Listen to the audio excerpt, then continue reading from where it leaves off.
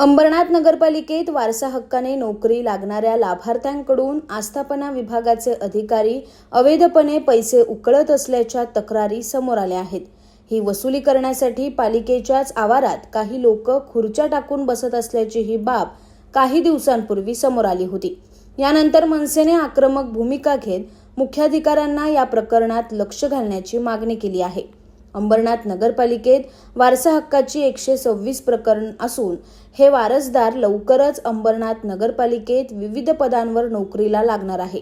मात्र नोकरी लागण्यापूर्वीच अंबरनाथ पालिकेतील आस्थापना विभागाच्या अधिकाऱ्यांची दलाली करणाऱ्या काही जणांकडून या लाभार्थ्यांना गाठत त्यांच्याकडून पैशाची मागणी केली जात असल्याच्या अनेक तक्रारी मागील काही दिवसात समोर आल्या आहेत।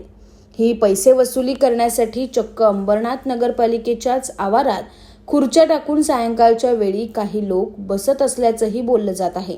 या प्रकरणी स्वतः मुख्याधिकारी उमाकांत गायकवाड यांनी सोमवारी वारसा हक्काच्या सर्व लाभार्थ्यांची पालिकेत बैठक घेत त्यांना कुणालाही एकही रुपया देऊ नये अशा सूचना दिल्या होत्या। यानंतर मंगळवारी मनसेचे शहर संघटक बबलू खान यांनी अंबरनाथ नगरपालिकेचे मुख्याधिकारी उमाकांत गायकवाड यांची भेट घेत या प्रकरणात आपण स्वतः लक्ष देण्याची मागणी केली असून गैरप्रकार होऊ नयेत याची काळजी घेण्याचं देखील आवाहन करण्यात आलंय। वारसा हक्क म्हणजे वारसांना हक्क देण्यासाठी त्यांना रजू करण्यासाठी ते पैशाची मागणी केली जाते। आस्थापना विभागातील काही अधिकारी ते पैशाची मागणी करतात असं आम्हाला कळालं आणि ते पेपरमध्ये बातमी पण आली आहे। तर आम्ही आज सीओ साहेबांना भेटलो आहे की बाबा असं प्रकरण चालू आहे अंबरनाथ नगर परिषदेत।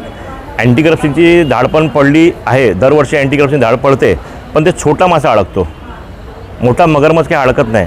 बरोबर आहे, मोठा मगरमच्छ काय अडकत नाही कारण की हे टेबलचा खाली जे व्यवहार होतो म्हणून अडकत नाही ना। तेच सीओ साहेबांना मी कळवलं की बाबा टेबल बघा तुम्ही, टेबलचा खाली काय चालू आहे काय नाही। सीओ साहेब बोलले की ठीक आहे, टेबल मी आता बघतो टेबलचा खाली काय चालू आहे, जर भेटलं तर आम्ही कारवाई करू। Bureau report, AB Fast News, Ambernath.